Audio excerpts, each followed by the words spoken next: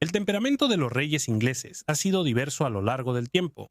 Mientras que algunos han sido conocidos por su notable justicia, muchos otros han representado el colmo de la maldad.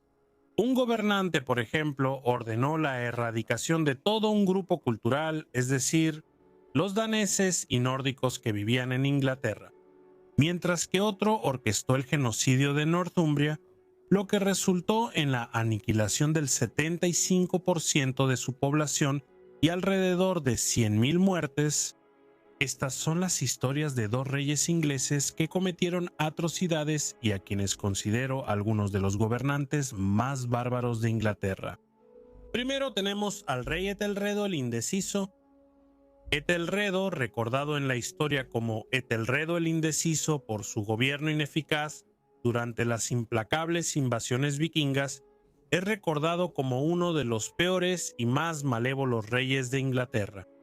Propenso a arrebatos de ira y pasión, orquestó una masacre que no perdonó ni a hombres, mujeres ni niños entre los daneses y los nórdicos.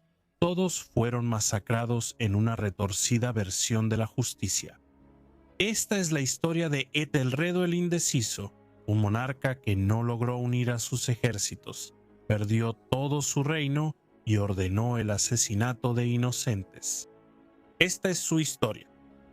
Etelredo nació en el año 966, unas 3 décadas después de la unificación de Inglaterra, en el apogeo de la era vikinga.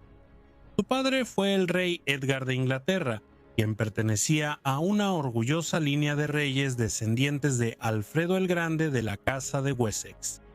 La madre de Etelredo se llamaba Elfrida. Ella fue la primera reina oficial de Inglaterra y una figura política poderosa. Etelredo también tenía un medio hermano mayor llamado Eduardo, que nació de una madre diferente. El padre de Etelredo, Edgar, moriría joven a la edad de solo 33 años, cuando Etelredo aún era un niño. Ahora se disputaría el poder en Inglaterra. La sucesión al trono fue disputada entre los partidarios de sus dos hijos sobrevivientes, Eduardo, que tenía alrededor de 14 años en ese momento y ya casi era un hombre, y Etelredo, que tenía alrededor de 6 años. Eduardo ascendería al trono 2 semanas después de la muerte de su padre, y fue descrito como un joven inestable y violento. Gobernaría el reino durante 2 años hasta que fue asesinado mientras visitaba a su hermano menor, Etelredo, afuera del castillo de Corf. Casi todas las narrativas señalan que la asesina fue la madre de Etelredo, quien fue retratada ofreciendo al rey un refrigerio después de su largo viaje, mientras su sirviente lo apuñalaba por la espalda. Dentro del año siguiente a la muerte de Eduardo, su hermano menor, Etelredo, fue confirmado como rey de los ingleses y fue coronado en Kingston en el año 978. Debido a la juventud del rey, su madre serviría como regente hasta que él alcanzara la mayoría de edad en el año 984. Muchas fuentes señalan que la madre de Etelredo orquestó el asesinato o incluso mató al rey Eduardo ella misma, dejando la ascensión de Etelredo al trono marcada por el regicidio y el derramamiento de sangre. Se dice que el arzobispo, el día de su coronación, profetizó desgracias sobre él porque llegó al trono mediante el asesinato de su hermano. Etelredo fue descrito como un hombre apuesto y elegante, y hubo una gran alegría entre la nación cuando alcanzó la mayoría de edad y ascendió oficialmente al trono. Sin embargo, durante casi 2 siglos los vikingos habían saqueado Inglaterra sin piedad, incluso estableciendo muchos asentamientos en el territorio. El más famoso de estos fue el Danelaw, una tierra donde las costumbres de los hombres del norte dominarían sobre las de los anglosajones. Durante la juventud de Etelredo, Inglaterra había experimentado un período de paz. Sin embargo, los vikingos pronto llegarían durante su reinado. Durante el gobierno inicial de Ethelred, se casó con Elfgifu de York y la pareja tuvo muchos hijos juntos, siendo el más notable Edmund Ironside. Ethelred pronto abandonaría a sus primeros consejeros, y esto pudo haber llevado a muchas malas decisiones. Su nombre histórico, el Indeciso, no implica que le faltara energía o recursos, sino más bien que fue imprudente y no logró mantener la lealtad de sus súbditos. Durante todo el reinado de Ethelred fue impulsivo, apasionado y muy cruel. Era común que Ethelred se apoyara en sus favoritos en la corte, a quienes no elegía por ninguna otra razón más que porque eran sus amigos. Durante los primeros años del gobierno de Ethelred, un favorito inútil del rey llamado Etelcine tuvo una influencia considerable sobre el joven rey y lo llevó a cometer muchos actos de opresión. Siguiendo su consejo, Ethelred reclamó una propiedad que pertenecía al obispado de Rochester. Se desataría algo de violencia y en el año 986 Ethelred sitió el castillo de Rochester, pero no pudo tomarlo.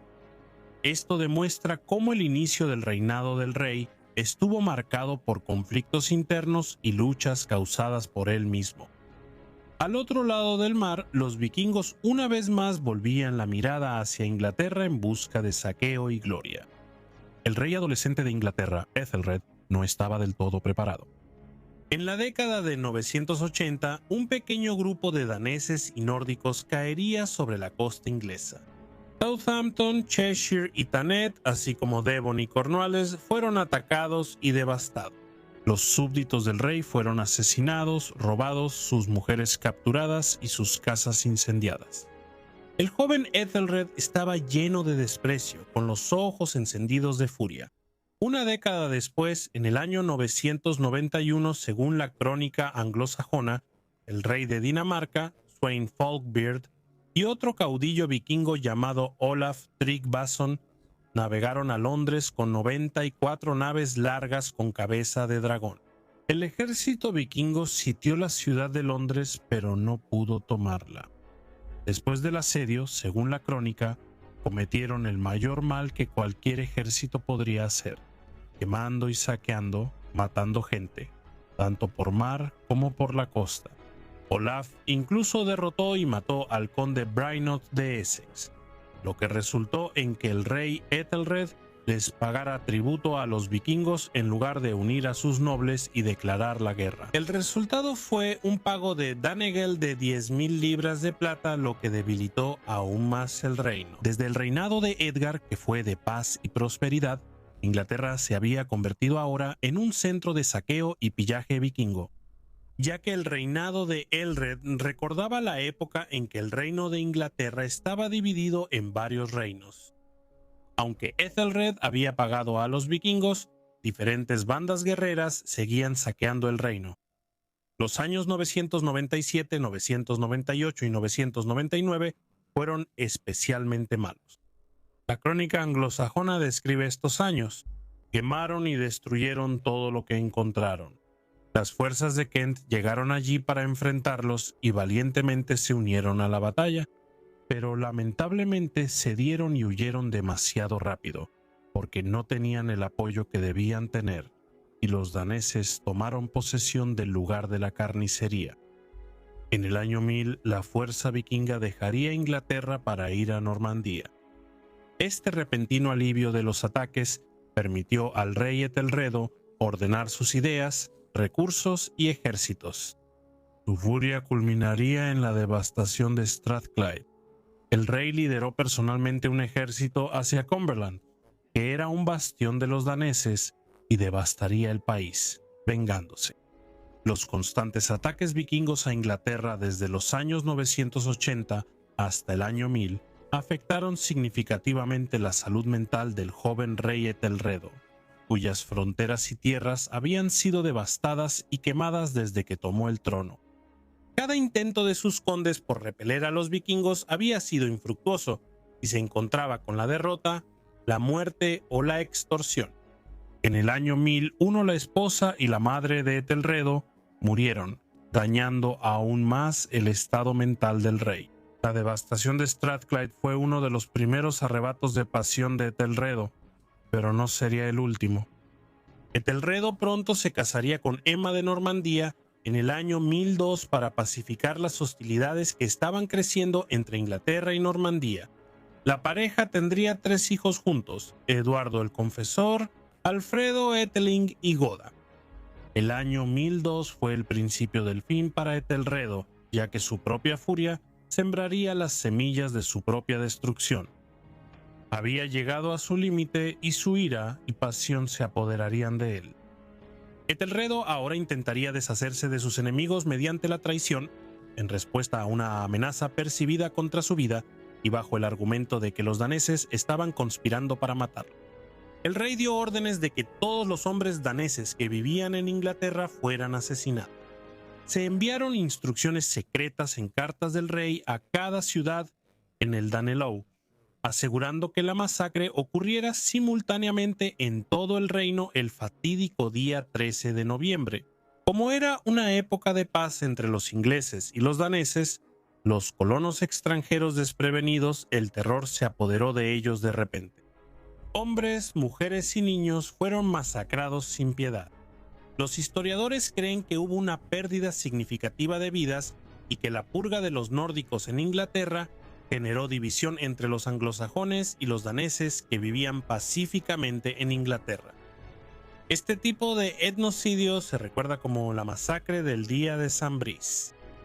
El rey Ethelred hace referencia a la masacre en una carta real donde describe el genocidio como una exterminación sumamente justa. Esto refleja que todos esos años de incursiones vikingas hicieron que Ethelred se volviera sumamente amargado contra los nórdicos y los daneses.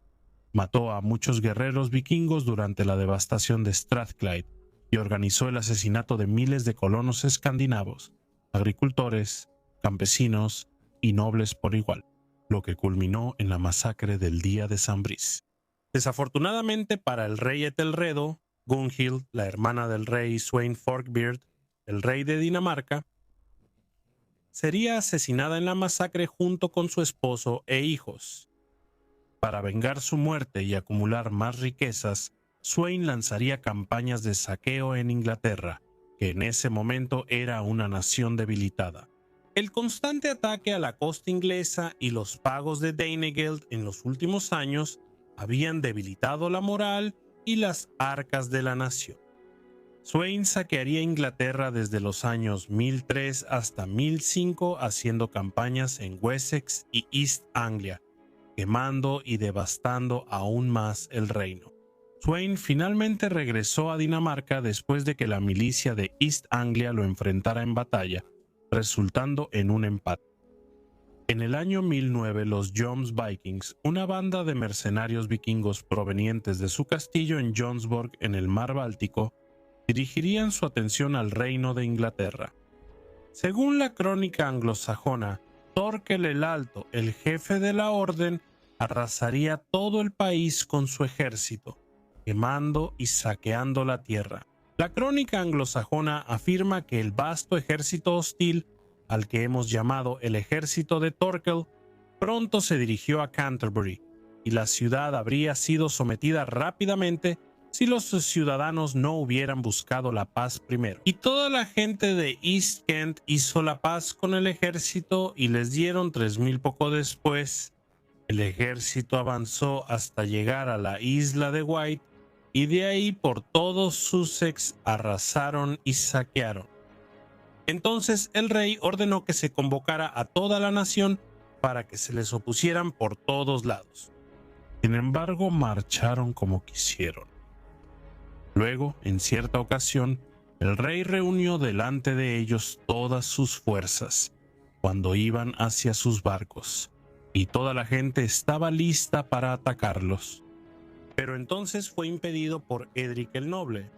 Luego, después de mediados del invierno, incendiaron la ciudad de Oxford y ganaron una gran batalla contra los anglos del este, quedándose con el campo de batalla y dominando Anglia Oriental. Durante 3 meses saquearon e incendiaron la tierra. Este pasaje de la crónica anglosajona retrata al rey Ethelred como débil e ineficaz, mientras los vikingos de Joms saqueaban e incendiaban su reino. Ethelred se encerró en su castillo hasta que se convocó todo el poder de Inglaterra para enfrentarlos. Sin embargo, en lugar de entablar una batalla total, fue disuadido de luchar por sus nobles de Mercia. Como resultado, los vikingos de Joms continuaron invadiendo gran parte del país e incluso tomaron la gran ciudad de Canterbury para ellos mismos. Todo esto se podría haber evitado si el rey los hubiera derrotado en una batalla abierta. Esta situación ejemplifica por qué Ethelred fue llamado el indeciso, ya que muchas de sus decisiones fueron desastrosas. Thorkel finalmente ofreció sus servicios al rey Ethelred después de que el rey casó a una de sus hijas con el caudillo. Sin embargo, la estabilidad de Inglaterra estaba en caos, el campo ardía y la amenaza de las invasiones vikingas de Sweyn se cernía en el horizonte. En el año 1013, como venganza por la masacre del día de San Bricio, Sweyn Falkbeard lideraría personalmente a sus ejércitos en una invasión a Inglaterra. Esta fue la invasión de mayor escala de la que se tuviera memoria, y rápidamente tomó el control del país. Como los nobles divididos se inclinaban ante el rey vikingo por miedo, y su rey natural, Ethelred, no podía unirlos ni reunir una fuerza para enfrentar al ejército vikingo en batalla abierta. La crónica de Peterborough registra que el conde Uhtred y toda Northumbria rápidamente se rindieron ante Sweyn, al igual que toda la gente del reino de Lindsey, y luego la gente de los 5 burgos. Después de que cruzó Watling Street, fueron a Oxford y los habitantes de la ciudad pronto se rindieron ante él y le dieron rehenes. De ahí fueron a Winchester y la gente ahí hizo lo mismo luego hacia el este a Londres. Como podemos ver en la crónica, todo el norte se rindió ante Sweyn sin luchar hasta que llegó a Londres. Los vikingos de Joms se habían pasado al bando de Ethelred y Thorkel el Alto lideró la defensa de la ciudad. Como resultado, Sweyn no pudo capturar Londres. Sin embargo, no se detuvo y rápidamente pasó a conquistar otros condados del país. Temiendo la venganza de Sweyn, los londinenses finalmente abrieron las puertas de la ciudad y se rindieron ante él. El rey Ethelred envió a toda su familia al exilio en Normandía y más tarde se les unió después de consultar con Thorkel el Alto y el resto de sus condes y generales en la isla de Wight. Ethelred acababa de perder todo su reino debido a su incapacidad para unir a sus nobles y crear una fuerza efectiva para enfrentar a Sweyn Barbafalca y sus ejércitos vikingos. También fracasó contra Thorkel el Alto, a quien tuvo que sobornar junto con muchos otros vikingos como Olaf Tryggvason. Sweyn Barbafalca ahora era el rey de Inglaterra por derecho de conquista y tenía dominio sobre todo el territorio. Sin embargo, mientras reorganizaba su vasto nuevo imperio, Ethelred recibió un golpe de suerte. Sweyn murió después de solo 5 semanas en el trono. Un poderoso conquistador encontró su fin mientras consolidaba su poder sobre su nuevo reino. Como resultado, los condes de Inglaterra rápidamente hicieron regresar a Ethelred del exilio y buscaron su restauración al trono. Se le exigió jurarles lealtad, implementar reformas y atender sus quejas. Perdonó todo lo que se había dicho y hecho en su contra durante su reinado anterior, y todo esto llevó a una reconciliación emotiva, ya que muchos de los señores y Ethelred no se habían llevado bien antes. Se hicieron juramentos entre ellos, y los señores juraron que todo rey danés estaría exiliado de Inglaterra para siempre. Muchos de los condes se habían sometido a Sweyn, simplemente por su desconfianza hacia Ethelred, pero él parecía ser un hombre cambiado. Sin embargo, el hijo de Sweyn, el príncipe Canuto, permaneció en suelo inglés, y muchos lo proclamaron rey después de la muerte de su padre. El rey Ethelred, reuniendo la fuerza de su recién formado ejército, lanzó una campaña para recuperar Londres con la ayuda de Olaf Haraldsson. Según el historiador islandés Snorri Sturluson, Olaf encabezó un feroz asalto al puente de Londres con una flota de barcos, atravesando las defensas en una brutal demostración de destreza marcial. Con sangre y fuego ayudó a Ethelred a recuperar Londres y otras fortalezas en todo el territorio. En abril del año 1014, Canuto y su ejército, al percibir que las mareas de la guerra se volvían en su contra, decidieron retirarse de Inglaterra. Su partida dejó a los aliados de Canuto enfrentando la venganza de Ethelred y fueron perseguidos sin piedad y aniquilados. Sus gritos fueron silenciados por la espada. Ethelred ahora tenía de nuevo toda Inglaterra en sus manos. Las personas que se habían aliado con la invasión de Sweyn fueron castigadas y algunos fueron ejecutados. En un caso, 2 hermanos, Morcar y Sigfrid, fueron asesinados y sus posesiones fueron tomadas por Ethelred. La viuda de Sigfrid, Eadgyth, fue encarcelada en un monasterio. Sin embargo, había captado la atención del hijo de Ethelred, Edmundo Brazo de Hierro. Él secuestró a Ealhgith del monasterio y se casó con ella, desafiando a su padre Ethelred. Edmundo hizo esto para consolidar su propia base de poder en las Midlands y al mismo tiempo recibió la sumisión de la gente de los 5 burgos.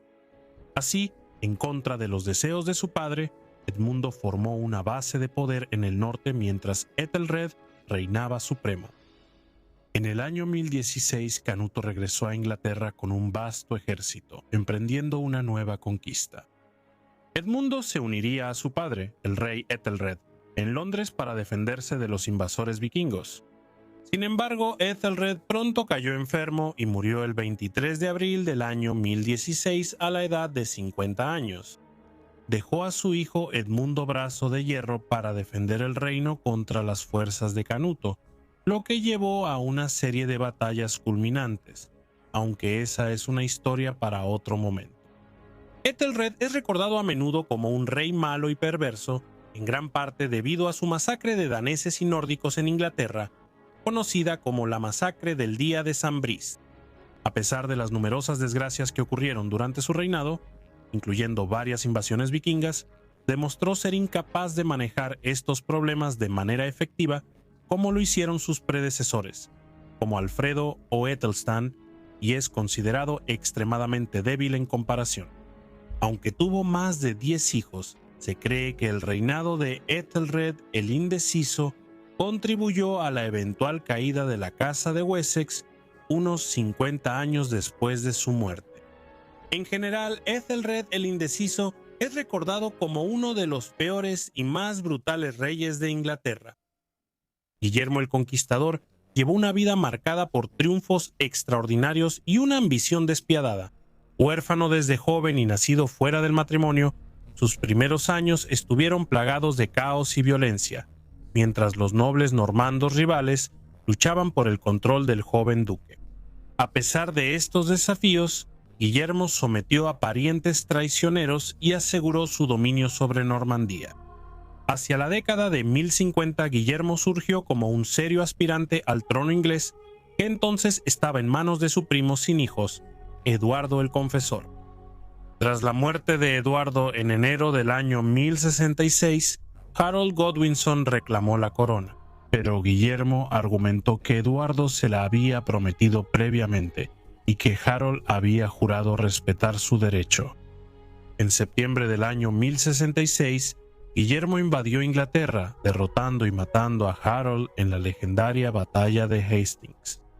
El día de Navidad de ese año fue coronado como el rey de Inglaterra. Sin embargo, el reinado de Guillermo estuvo lejos de ser pacífico. Estallaron rebeliones, especialmente en Northumbria, lideradas por Edgar Atheling, el último heredero varón por línea de sangre de la Casa de Wessex. Guillermo respondió con una eficiencia brutal, culminando en la infame devastación del norte. Las aldeas fueron quemadas hasta los cimientos, los cultivos y el ganado destruidos, y poblaciones enteras masacradas, dejando hasta 100.000 muertos. Y hubo reportes de canibalismo entre los sobrevivientes hambrientos. El cronista Auderico Vitalis escribió con amargura: el rey no se detuvo ante nada para cazar a sus enemigos. Mató a mucha gente y destruyó casas y tierras. No puedo decir nada bueno sobre esta brutal masacre. Dios lo castigará. Incluso después de que su control sobre Inglaterra se fortaleció, la disidencia continuó. Algunos condes normandos se rebelaron contra él, criticando su gobierno severo y su ilegitimidad, y llamándolo usurpador. Aunque la rebelión de los condes fue aplastada, más tarde su propio hijo, Roberto Curthos, se rebeló y se puso del lado de los enemigos de Guillermo, y según se informa, derribó a Guillermo de su caballo en batalla. Se contuvo solo después de reconocer la voz de su padre a través de su casco. Aunque al principio fue desheredado en su lecho de muerte, Guillermo perdonó a Roberto y le concedió Normandía, mientras que Guillermo Rufo, el segundo hijo, heredó Inglaterra. Como guerrero, Guillermo no tenía igual en su mejor momento. Su liderazgo hizo que los normandos fueran casi invencibles. La crónica anglosajona reflexiona sobre su legado. El rey Guillermo fue un hombre de gran sabiduría y poder formidable, más honrado y poderoso que cualquiera de sus antepasados. Era bondadoso con los buenos, pero implacablemente severo con cualquiera que se atreviera a oponerse a su voluntad. Esta es su historia. El ancestro de Guillermo fue el primer duque de Normandía, Rollo.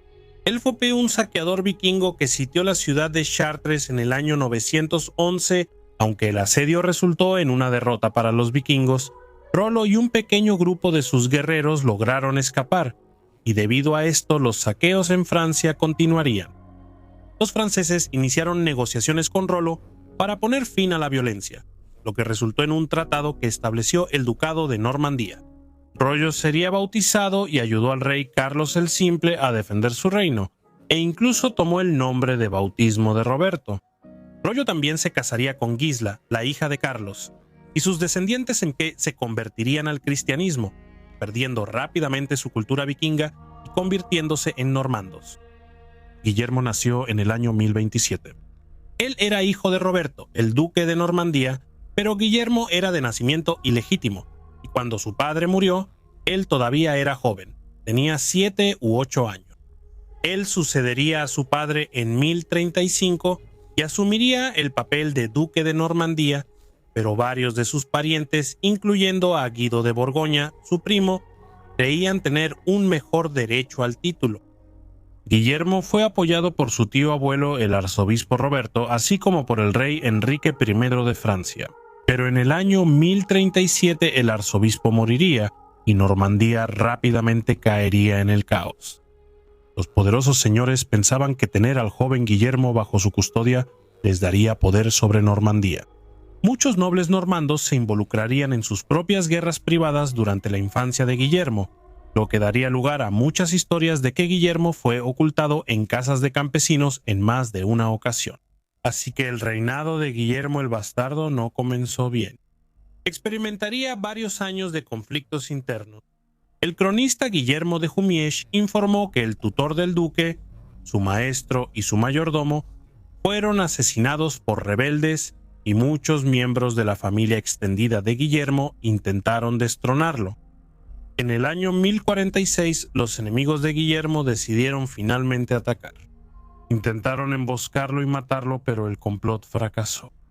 Los nobles rebeldes liderados por Guido de Borgoña reunirían un ejército estimado en más de 20,000 hombres, sabiendo que la respuesta sería severa. Después de escapar de la emboscada, Guillermo cabalgó directamente a la corte del rey Enrique, quien quería proteger a su vasallo y aliado.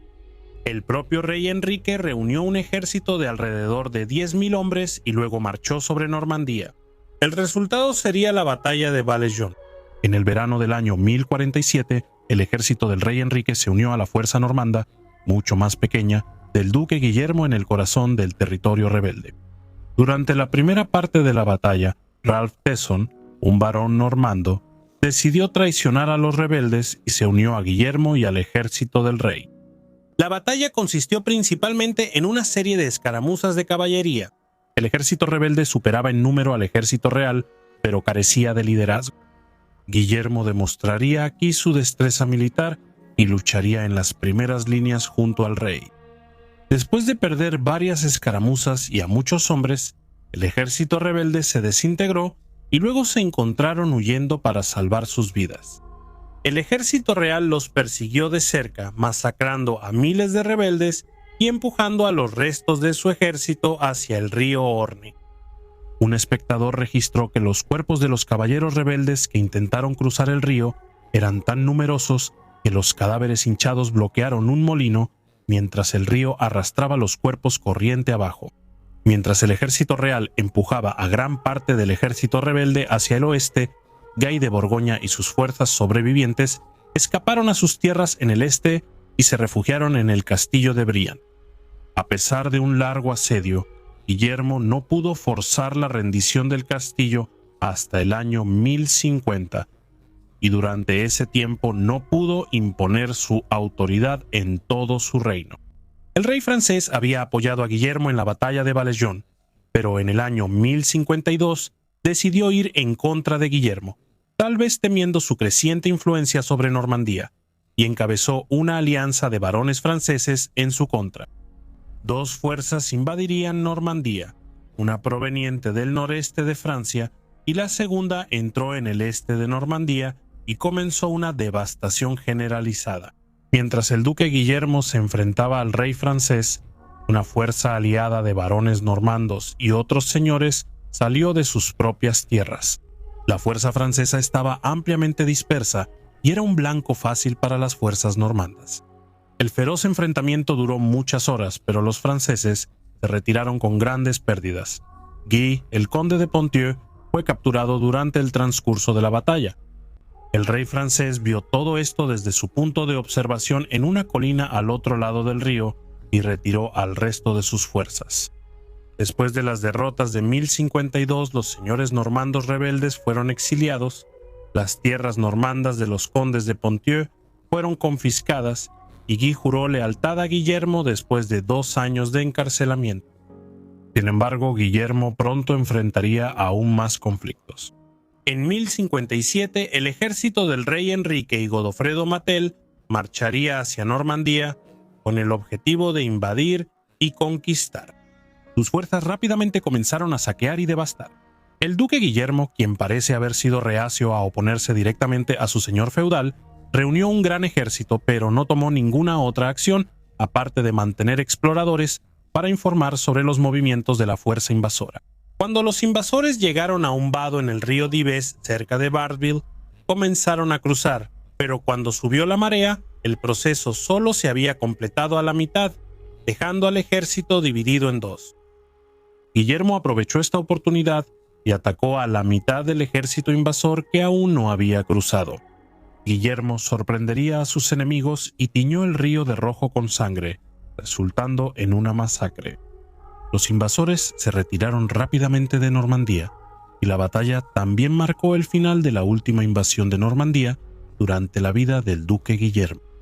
Después de la retirada de Enrique y Joffre, Guillermo finalmente pudo extender su influencia fuera de sus tierras normandas. En el año 1058, Guillermo invadió las tierras del rey Enrique y recuperó el castillo de Tillers, que los normandos habían perdido durante la minoría de edad de Guillermo. Una vez más, demostrando el poder militar de Guillermo, había vencido a un rey que alguna vez fue su aliado y había sufrido mucho trauma en su infancia debido al asesinato de todos sus tutores. Sin embargo, esta prueba hizo que Guillermo saliera más fuerte y endurecido. Los reyes le temían y ahora era uno de los señores más poderosos de Francia. Antes del reinado de Eduardo el Confesor en el siglo XI, el trono inglés había estado bajo influencia vikinga después de la conquista de Inglaterra por Sweyn Forkbeard y su hijo Canuto el Grande. Una vez que el trono regresó a manos de la línea sajona, su poder se vio muy disminuido. Eduardo el Confesor sería recordado como un rey políticamente débil. Su muerte provocó una de las luchas por el trono más famosas de la historia. Una vez que Eduardo asumió el trono, él y Godwin, el conde de Wessex, se convirtieron en rivales abiertos. Godwin era el hombre más rico y poderoso de Inglaterra, con una influencia que superaba incluso la del rey. Sin embargo, el rey Eduardo llenaría su corte de normandos, ya que creció en Normandía, donde se exilió durante el primer gobierno de los reyes vikingos de Inglaterra. Los condes sajones se amargarían con el rey Eduardo, al verlo rodearse de normandos en la corte inglesa, y mientras esto sucedía, Eduardo vio cómo su poder disminuía. Los líderes de los antiguos reinos de Inglaterra, Wessex, Mercia y Northumbria, se estaban alejando de su rey, siendo el conde Godwin de Wessex quien tenía más influencia entre ellos. Como Eduardo no tenía heredero, Godwin preparó a su hijo Harold para convertirse en el próximo rey de Inglaterra, y tras la muerte de Godwin, su hijo Harold Godwinson asumiría el condado de Wessex. En el año 1064, Harold sufriría una desastrosa visita a Normandía. Por alguna razón desconocida, había tomado un barco y naufragó en el territorio de Guy de Ponthieu, un vasallo de Guillermo, el duque de Normandía. Guillermo hizo que Guy entregara a su prisionero y luego, como condición para su liberación, exigió que Harold le jurara lealtad, con la muerte o el encarcelamiento permanente en una mazmorra como probables alternativas. Harold prestó juramento. A los ojos de Guillermo, su ascenso al trono inglés ahora sería más sencillo. En el año 1065, Eduardo el Confesor se enfermó gravemente y moriría el 5 de enero del año 1066. Varias personas afirmaron que debían ser el próximo rey de Inglaterra.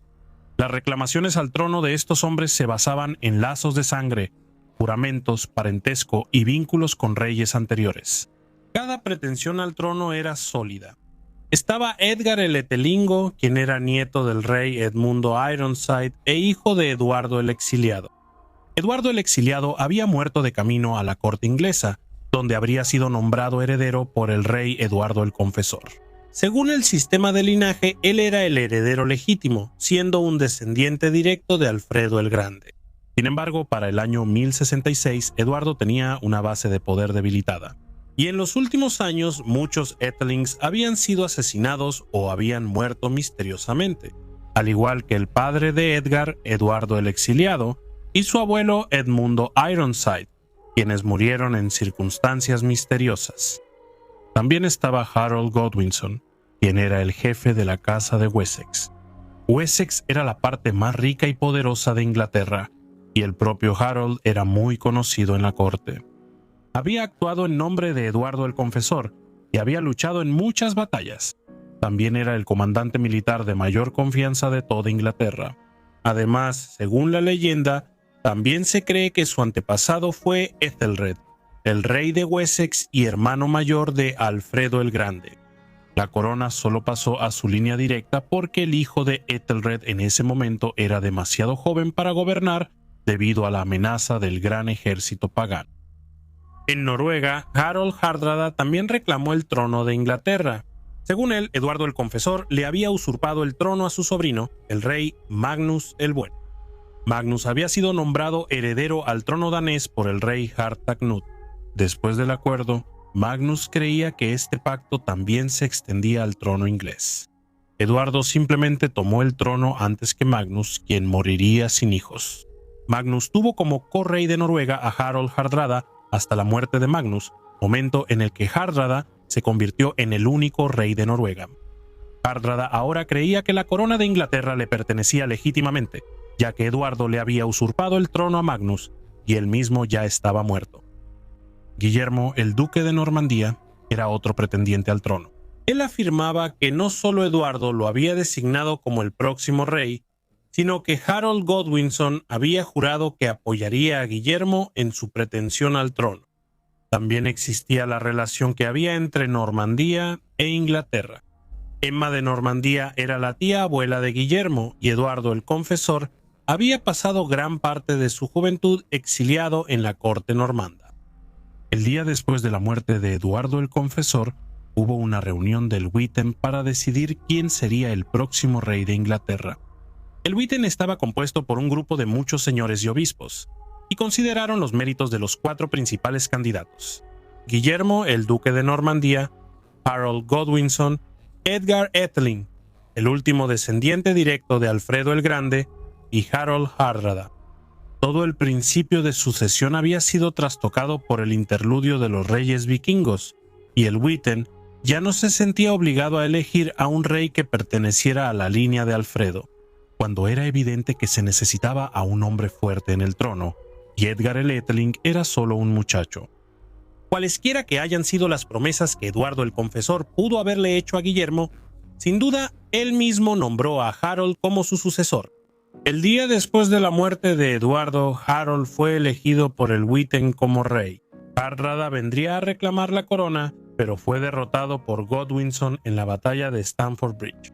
Así, el nuevo rey de Inglaterra demostró ser un estratega y comandante brillante y consolidaría su nombre en la historia. Mientras el rey inglés Harold Godwinson luchaba en el norte, Guillermo cruzaba el canal con el objetivo de conquistar y forjar una nueva dinastía. Guillermo, el duque de Normandía, obtendría el consentimiento del Papa Alejandro II para la invasión de Inglaterra y también llevaría el estandarte papal, lo que significaba que Dios estaba con él. Guillermo también aseguró el apoyo político de Enrique IV, el emperador del Sacro Imperio Romano, y del rey Sven II de Dinamarca. Guillermo y su flota cruzaron el canal sin obstáculos durante la noche del 28 de septiembre de 1066. Después de derrotar a Harold en Stamford Bridge el 25 de septiembre, Haroldo Godwinson tuvo que marchar hacia el sur a toda velocidad para enfrentarse a los invasores normandos. En la mañana del 14 de octubre de 1066, Guillermo, el duque de Normandía, dividió su ejército en 3 grupos: arqueros, soldados de infantería y caballería. Las tropas de Haroldo Godwinson se acercarían bajo la cobertura del bosque y tomaron posiciones en la cima de una colina. Esta posición elevada les permitía hostigar a cualquier soldado que intentara subir lanzándoles jabalinas. Los ingleses pronto formarían un muro de escudos, con las primeras filas sosteniendo sus escudos muy juntos o incluso superpuestos para protegerse de los ataques a distancia. La batalla comenzó con los arqueros normandos disparando cuesta arriba, pero el muro de escudos inglés repelió fácilmente las flechas. Después, los lanceros normandos atacarían a los ingleses en combate cuerpo a cuerpo.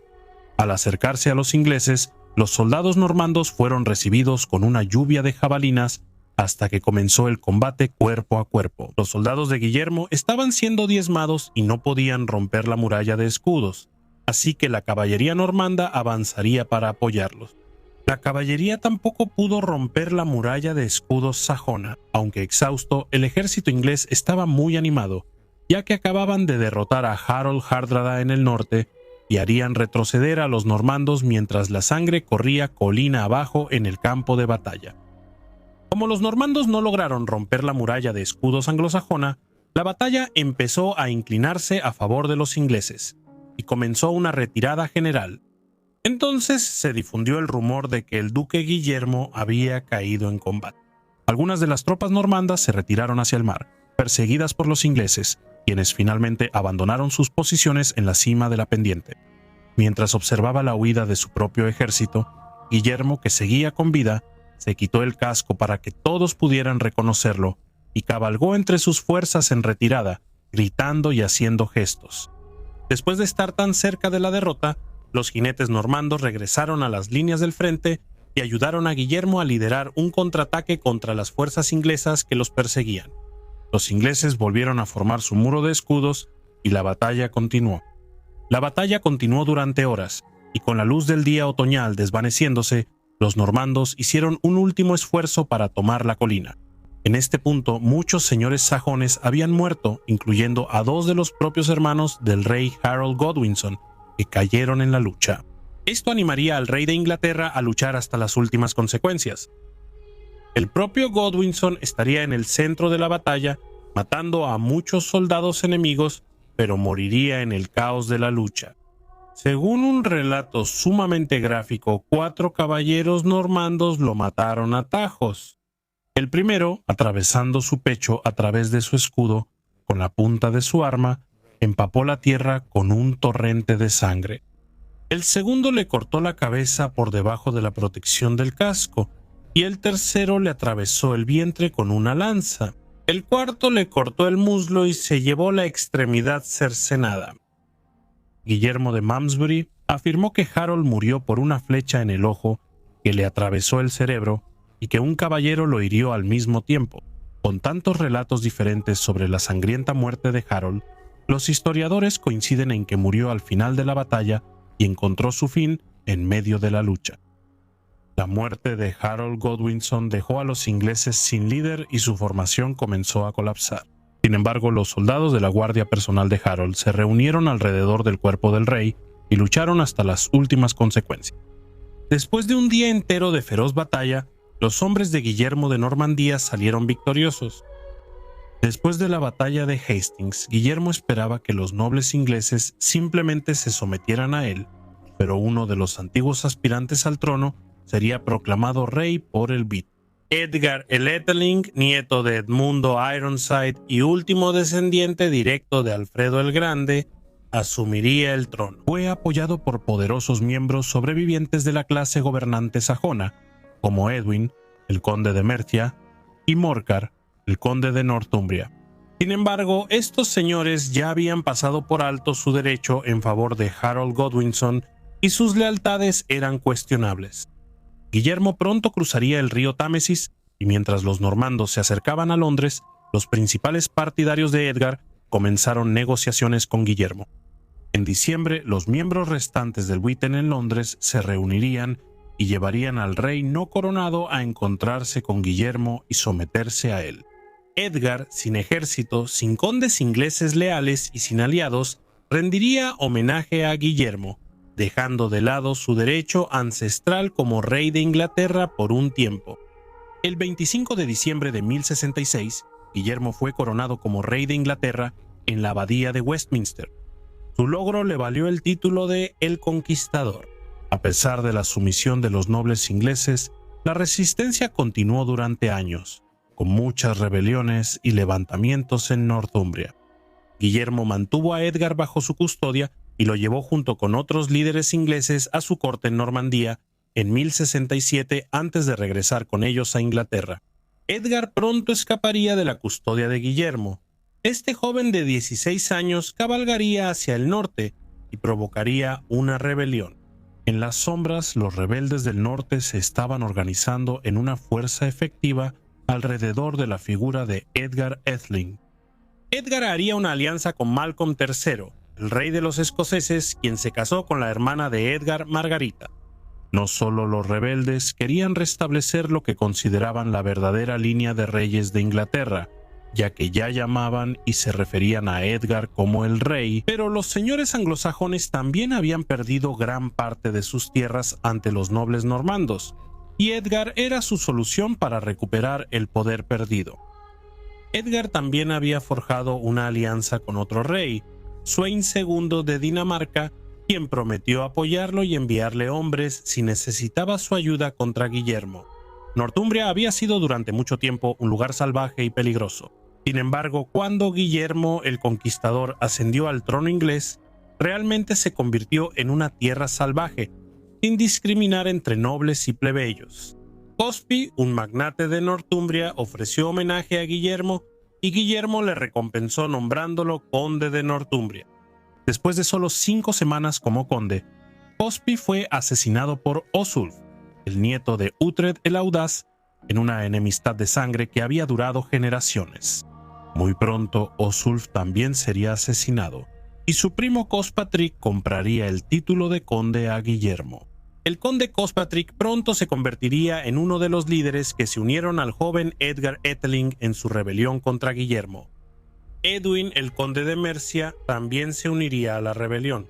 Edgar ahora tenía la lealtad del rey de Escocia, el rey de Dinamarca, el conde de Northumbria y el conde de Mercia. Edgar tenía el apoyo de naciones y de la mitad de Inglaterra, y él era el último heredero legítimo del reino, así que la gente se uniría a él. Él era un símbolo de esperanza contra los normandos invasores, quienes habían subyugado a gran parte de la aristocracia inglesa y estaban exigiendo altos impuestos, afectando tanto a los señores como a los campesinos.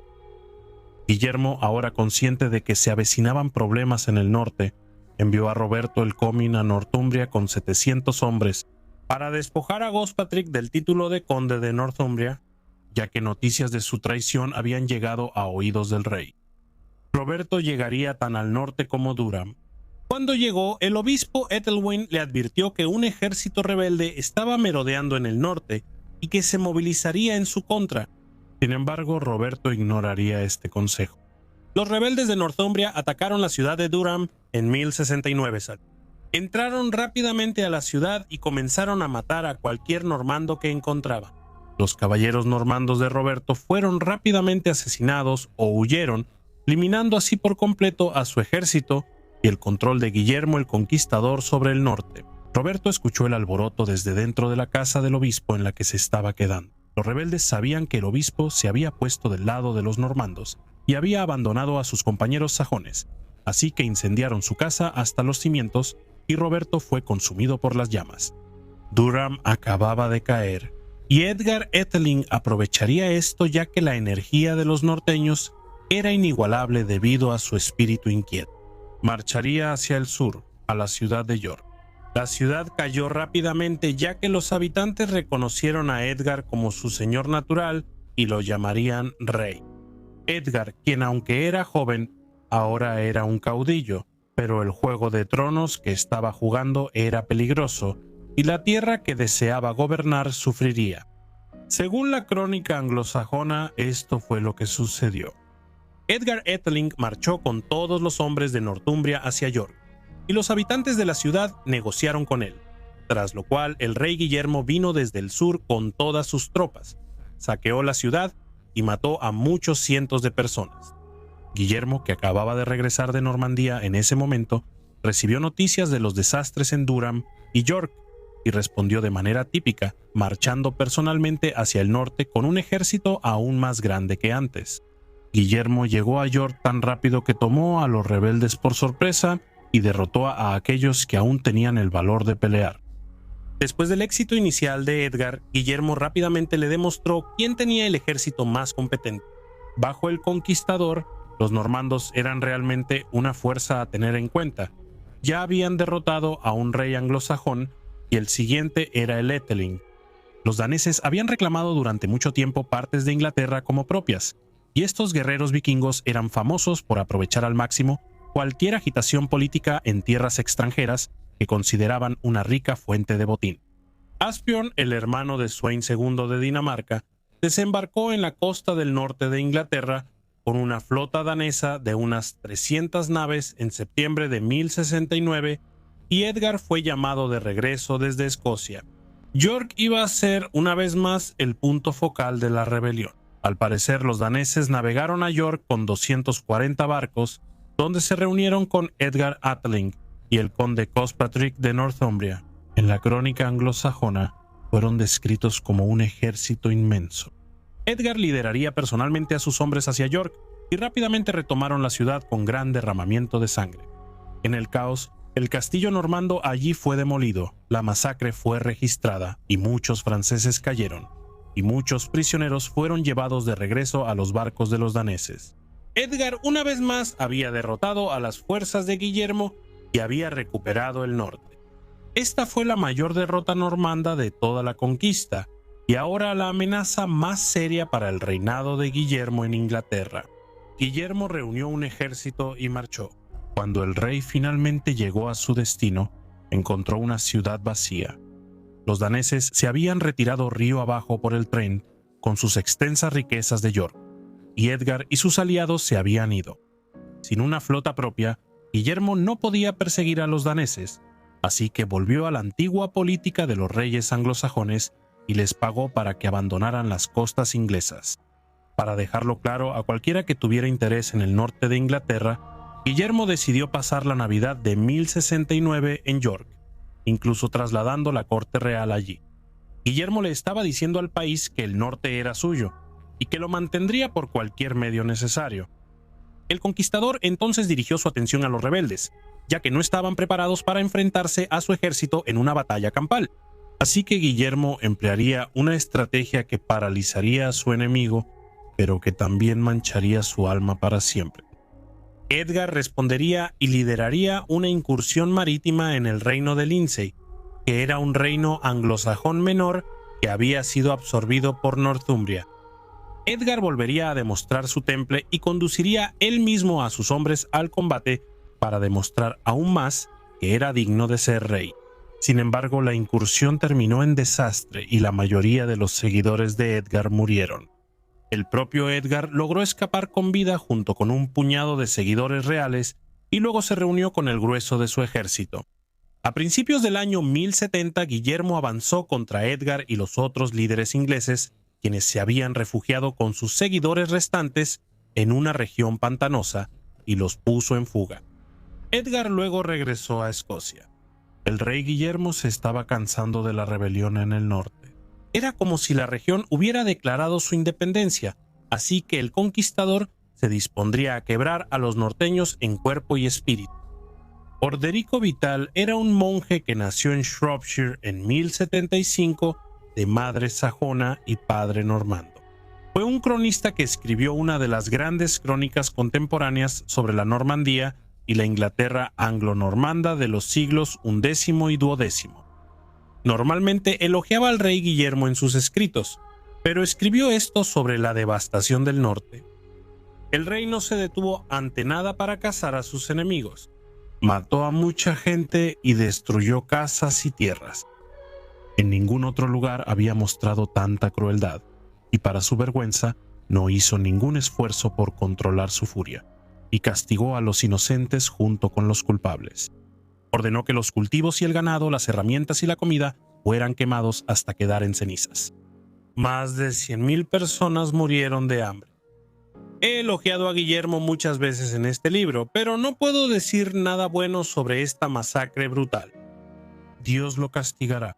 Cualquier rebelde que quedara en el norte de Inglaterra fue cazado sin piedad y ejecutado o torturado. El norte una vez más se convirtió en una tierra sin ley, donde la gente se veía obligada a comer lo que pudiera, desde perros hasta cadáveres humanos. Sí, los habitantes de Northumbria recurrieron al canibalismo para sobrevivir. El norte estaba en llamas, pueblos y campos enteros fueron incendiados. Hombres, mujeres y niños fueron pasados por la espada, o quizás sufrieron un destino aún peor, marchitándose hasta que la muerte los reclamaba. Los aliados de Edgar estaban perdiendo poder lentamente. El rey Sweyn II de Dinamarca había sido sobornado por Guillermo y el norte estaba en llamas. Edgar huiría de regreso a Escocia con sus aliados. En el camino, el conde Edwin de Mercia fue asesinado, traicionado por su propia comitiva. Gospatrick, el conde de Northumbria, no podía alimentar ni transportar un ejército, ya que sus tierras eran cenizas y el espíritu de su gente estaba roto.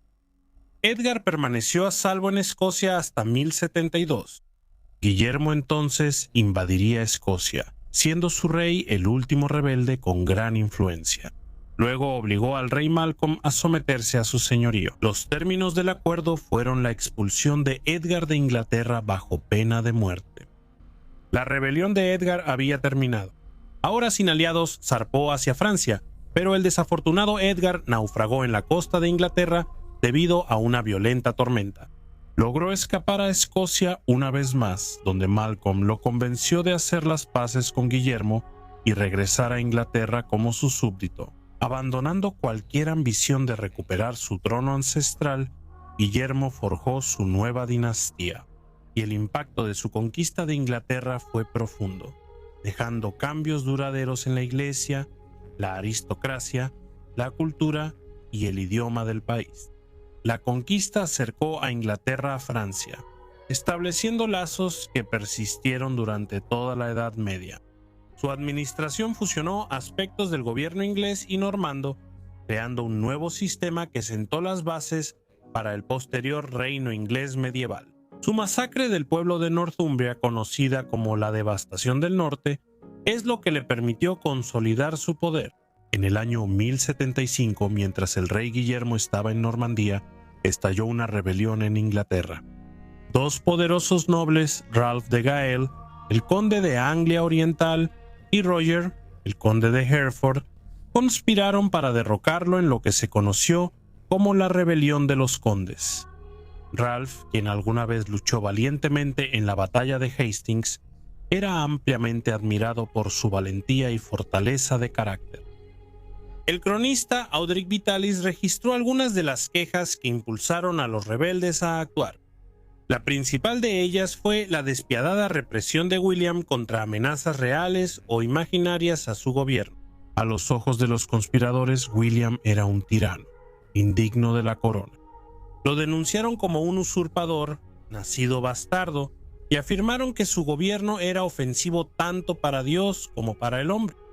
Lo acusaron de envenenar a sus propios invitados y parientes, así como de orquestar la muerte de Conan de Bretaña, un noble admirado en toda la región. También condenaron su trato severo hacia los aliados y soldados que habían luchado por él, diciendo que fueron recompensados con tierras estériles o con nada en absoluto.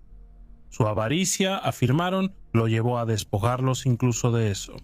En resumen, Guillermo era odiado y creían que su muerte traería alegría a muchos.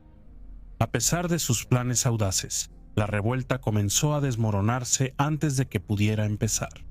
Waltheof, el conde de Northumbria y el último conde anglosajón que quedaba, perdió la confianza en el complot. Conocido por su bondad y piedad, Waltheof confesó la conspiración a Guillermo. Aunque algunos creen que esperaba misericordia, Guillermo lo mandó encarcelar y un año después lo ejecutó. Su muerte conmocionó al pueblo. Muchos llegaron a verlo como un mártir, y más tarde se formó un culto en torno a su memoria. Se decía que la ejecución injusta de Waltheof lanzó una maldición sobre Guillermo por el resto de su vida. Después de la confesión de Waltheof, la rebelión tuvo poco tiempo para ganar fuerza. Ralph huyó a Dinamarca para buscar refuerzos, mientras que su esposa Emma se quedó para defender el castillo de Norwich. Guillermo, que aún estaba en Normandía, confió en sus comandantes en Inglaterra para sofocar el levantamiento. El castillo de Norwich fue sitiado pronto y finalmente se rindió. Emma y la guarnición recibieron permiso para irse y las enviaron a salvo a Bretaña. Mientras tanto, Canuto, el hermano del rey de Dinamarca, finalmente llegó con una flota de 200 barcos, pero llegó demasiado tarde. La rebelión ya había sido aplastada. Los daneses saquearon la costa inglesa, pero pronto regresaron a casa sin haber causado un impacto real.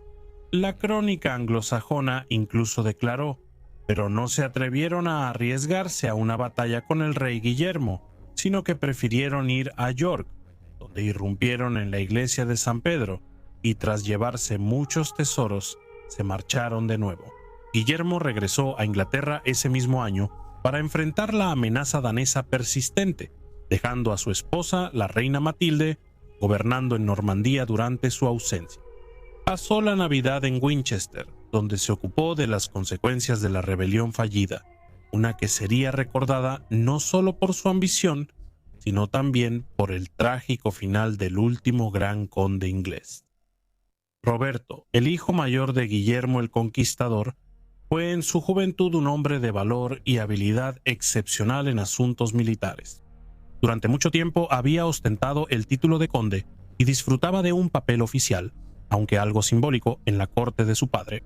2 veces los varones le habían jurado lealtad como futuro gobernante y había sido reconocido formalmente como el heredero de su padre. A pesar de estos honores, Roberto no tenía ningún poder real. Guillermo, siempre un gobernante cauteloso y autoritario, no tenía intención de ceder su autoridad durante su vida. Aunque pudo haber otorgado títulos para guardar las apariencias, seguía siendo el único dueño de sus dominios. Para un joven príncipe como Roberto, mantenido en una inactividad ceremonial y rodeado de nobles jóvenes e inquietos, esto era tan frustrante como peligroso. Naturalmente, Roberto deseaba independencia y un dominio propio, un ingreso, una casa y responsabilidades adecuadas para un futuro rey. Pero Guillermo se negó, temiendo que eso pudiera socavar su gobierno. El descontento creció y los ambiciosos compañeros de Roberto avivaron las llamas. Animado por sus imprudentes consejos, Roberto se acercó audazmente a su padre y exigió que el gobierno de Normandía le fuera entregado de inmediato.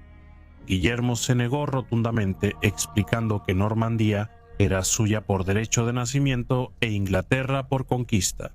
Sería impensable entregarlas antes de tiempo. Aunque la discusión llegó a un punto muerto, no estalló una rebelión abierta de inmediato, pero luego ocurrió un incidente relatado por el cronista Orderic Vitalis, que haría que Roberto perdiera el control. Un día sus hermanos menores, Guillermo Rufo y Enrique, le arrojaron una basinica llena sobre la cabeza como una broma. Humillado y enfurecido, Roberto comenzó una pelea violenta con ellos, que solo fue detenida por la intervención de su padre. Cuando Guillermo no castigó a los hermanos menores, Roberto sintió que su dignidad había sido insultada. Esa misma noche, Roberto reunió a su guardia personal y cabalgó hacia Rouen en un intento imprudente de tomar el castillo por sorpresa. Al hacerlo, había cometido traición abierta. Furioso, Guillermo ordenó el arresto de los rebeldes, sembrando el miedo entre sus filas y desbaratando sus planes. Algunos fueron capturados mientras que otros huyeron a través de la frontera. La situación empeoró cuando Guillermo descubrió que su esposa, la reina Matilde, la propia madre de Roberto, había estado enviando dinero en secreto a su hijo.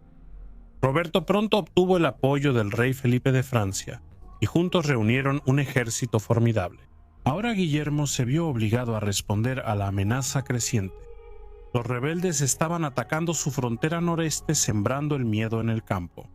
En respuesta, estacionó tropas cerca de la frontera y, decidido a detenerlos, marchó para sitiar la fortaleza de Derbois en pleno invierno. Justo después de la Navidad del año 1078, durante 3 semanas el asedio continuó, como era la costumbre de la época. Caballeros de ambos bandos lanzaron desafíos formales y estallaron batallas a pequeña escala entre guerreros seleccionados. Finalmente, los defensores lanzaron un audaz contraataque, atrayendo al ejército sitiador a una batalla campal. En la feroz lucha que siguió, padre e hijo se enfrentaron cara a cara. El conquistador anciano, aunque veterano de muchas batallas, no fue rival para su hijo joven y hábil. Guillermo fue herido en el brazo o la mano, y su caballo cayó muerto debajo de él. Una versión habla de Toki, un inglés leal que corrió con otro caballo para salvar al rey, solo para ser derribado por una flecha enemiga momentos después. Otra versión de la historia afirma que Roberto, al reconocer la voz de su padre, desmontó y ofreció su propio caballo para que el rey pudiera escapar. Las fuerzas reales fueron derrotadas, muchos murieron o fueron capturados, incluido el hermano menor de Roberto, Guillermo Rufo, quien resultó herido. Fue una derrota total y el ejército de Guillermo huyó del campo de batalla. La derrota fue una amarga humillación para el largo y glorioso reinado de Guillermo. No solo había perdido su primera batalla, sino que fue derrotado por su propio hijo en combate singular. Guillermo de Malmesbury incluso la describió como el único verdadero desastre en la carrera del conquistador. Enfurecido no solo por la traición, sino también por la vergüenza personal de haber sido herido y derribado de su caballo por su propio hijo, se dice que Guillermo lanzó una terrible maldición sobre Roberto, jurando desheredarlo para siempre. No se sabe mucho sobre los movimientos de Guillermo entre los años 1082 y 1084. El historiador David Bates sugiere que la falta de detalles probablemente significa que no ocurrió nada particularmente notable y que gran parte de ello tuvo lugar en el continente fuera del alcance de la crónica anglosajona.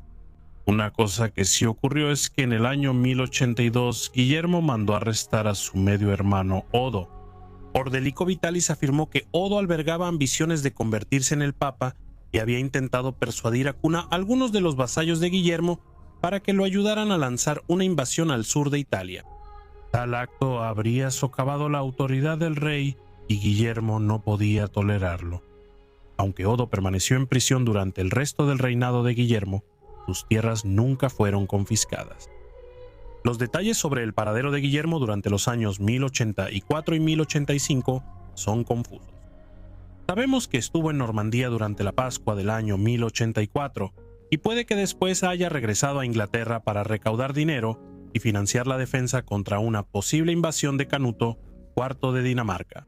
En la Navidad del año 1085, el rey Guillermo ordenó un censo sin precedentes de todas las propiedades en su reino.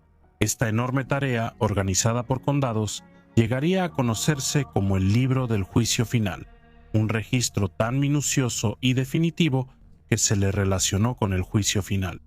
Para cada condado, el censo enumeraba las propiedades de cada terrateniente agrupadas por nombre. Detallaba quién poseía cada parcela de tierra antes de la conquista normanda, su valor actual, los impuestos que debía y los recursos que contenía, como el número de campesinos, arados, ganado y otros bienes. Para el 1 de agosto del año 1086, el trabajo estaba en gran parte terminado. La crónica anglosajona señala que ese día Guillermo recibió los resultados finales, y todos los principales nobles del reino se reunieron para jurarle lealtad una vez más en lo que se conoció como el juramento de Salisbury. Aunque las razones exactas de Guillermo para encargar el censo que daría origen al libro del juicio final siguen siendo inciertas, probablemente sirvió para múltiples propósitos. Para catalogar las obligaciones feudales, aclarar disputas sobre tierras y, quizás lo más importante, evaluar y justificar el aumento de la tributación real. En el año 1085 se difundió con gran certeza la noticia de que el rey Canuto de Dinamarca, hijo del rey Sweyn II, se estaba preparando para invadir Inglaterra. Se había casado con la hija de Roberto, el conde de Flandes, y con su apoyo planeaba conquistar el reino. En ese momento el rey Guillermo estaba en Normandía. Al enterarse de la amenaza inminente, regresó apresuradamente a Inglaterra, trayendo consigo un vasto ejército de caballería e infantería, una fuerza más grande de la que el país había visto jamás. El ejército era tan inmenso que la gente se preguntaba cómo podría el país alimentarlos a todos. Para mantener a sus soldados, el rey ordenó que fueran alojados y alimentados por la población local, haciendo que cada terrateniente fuera responsable de proveer según el tamaño de su propiedad. Esto causó grandes dificultades en todo el país. En preparación para una posible invasión, Guillermo también ordenó que la tierra cerca de la costa fuera devastada, para que cualquier invasor encontrara poco botín al llegar. Finalmente llegaron noticias confiables a Guillermo de que los planes del rey Canuto habían sido frustrados y que la invasión no se llevaría a cabo. En respuesta, Guillermo permitió que parte de su ejército regresara a casa, mientras que el resto permaneció estacionado en Inglaterra durante el invierno, listo para defender el reino. Guillermo dejó Inglaterra cerca del final del año 1086 y regresó al continente. A su llegada, organizó el matrimonio de su hija Constanza con el duque Alan de Bretaña, una alianza estratégica destinada a fortalecer su posición contra los siempre vigilantes reyes franceses. Mientras tanto, su hijo mayor Roberto, aún aliado con la corona francesa, continuaba provocando disturbios. Sus acciones fueron lo suficientemente provocativas como para que Guillermo se sintiera obligado a liderar una campaña militar contra Francia en el año 1087. A finales del verano de ese año, el rey Guillermo apareció de repente con sus fuerzas ante las puertas de Montes. Los habitantes del pueblo y la guarnición dispersa fueron tomados completamente por sorpresa y huyeron en medio del caos. Guillermo y sus hombres irrumpieron por las puertas en persecución, saquearon la ciudad y la incendiaron. Fue un acto brutal de venganza, pero de ese triunfo ardiente, el conquistador regresó a Normandía como un hombre moribundo. Ya fuera por una enfermedad o una herida de batalla, los últimos días de Guillermo habían comenzado. En su lecho de muerte, Guillermo tomó una decisión decisiva. Su hijo mayor, Roberto, no heredaría la corona de Inglaterra. Ese honor, declaró, sería para su segundo hijo, Guillermo Rufo. El rey moribundo, al parecer, habría desheredado por completo a Roberto con gusto. Sin embargo, Roberto había sido reconocido formalmente desde hace tiempo como su heredero, a quien los varones habían jurado lealtad y ya reconocido como el duque de Normandía. En sus últimas horas, Guillermo reflexionó que no poseía Inglaterra por derecho hereditario, sino por favor divino y por la victoria en batalla sobre Harold Godwinson. Inglaterra, razonó, Roberto no tenía derecho a reclamarla. Normandía, sin embargo, le había sido prometida legalmente y esa concesión no podía ser retirada. Los consejeros al lado de la cama del rey le urgieron que perdonara a su hijo, temiendo que Guillermo pudiera partir de este mundo con el odio aún ardiendo en su corazón. Por fin, reuniendo fuerzas para dominar su orgullo, el rey invocó a Dios y a sus nobles como testigos mientras perdonaba a Roberto y reafirmaba su derecho a Normandía. Guillermo murió poco después a la edad de aproximadamente 59 años. El legado de su reinado fue profundo. Su conquista de Inglaterra trajo consigo cambios radicales que transformaron la identidad de la nación. La iglesia fue reorganizada, la aristocracia anglosajona fue reemplazada por señores normandos y el idioma inglés comenzó a absorber una gran cantidad de francés normando, influyendo profundamente en su desarrollo. Cultural, política y lingüísticamente, Inglaterra se transformó de un reino anglo-escandinavo a uno anglo-normando. El reinado de Guillermo también redefinió la posición de Inglaterra en el mundo. Los lazos con Escandinavia se desvanecieron, reemplazados por vínculos cada vez más profundos con Europa continental, especialmente con Francia. Su gobierno sentó las bases de la monarquía inglesa medieval, fusionando las tradiciones normandas y anglosajonas en un nuevo sistema de gobierno. Incluso después de su muerte, Guillermo siguió siendo objeto de debate. Cronistas como Guillermo de Poitiers elogiaron su sabiduría y fortaleza, mientras que la crónica anglosajona ofreció una visión mucho más crítica, condenando su gobierno autoritario. Pero hay un hecho que permanece claro. La conquista de Guillermo no fue simplemente un cambio de reyes, sino una transformación de toda una nación. La crónica anglosajona ofrece esta reflexión sobre el rey Guillermo en sus últimos días. Si alguien desea entender qué clase de hombre fue el rey Guillermo, la gloria que alcanzó y las muchas tierras sobre las que gobernó, entonces describámoslo. Nosotros que una vez vimos su rostro y caminamos por sus salones. Este rey Guillermo de quien ahora hablamos fue un hombre de gran sabiduría y poder formidable, más honrado y poderoso que cualquiera de sus antepasados. Era bondadoso con los buenos, aquellos que amaban a Dios y caminaban en rectitud, pero era implacablemente severo con cualquiera que se atreviera a oponerse a su voluntad. Quiero agradecer muchísimo a todos mis miembros. Su contribución realmente ayuda a que todos estos videos sean posibles. Un agradecimiento especial a Stephanie Hassan, Teresa Lux y John Sides. Si disfrutaste el video, asegúrate de darle like, suscribirte y compartirlo. Y nos vemos pronto para otro episodio de History Profiles.